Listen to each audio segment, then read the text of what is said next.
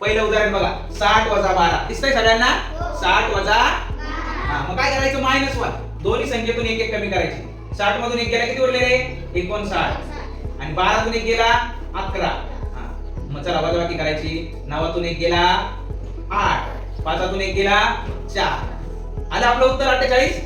चला पुढे परत पुढचं उदाहरण, 300 वजा 276 -1. 300 तून एक गेला 299 आहे की नाही? 276 मधून एक गेला.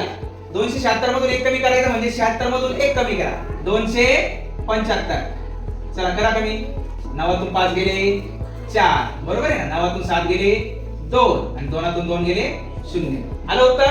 चला पुढे 5 लाख वजा 2,92,658. ओके, 5 लाखातून किती कमी करणार? 1. म्हणजे 4 आणि 9 9 घ्यायची शेवटी. 9 9 9 9 9 4,99,999.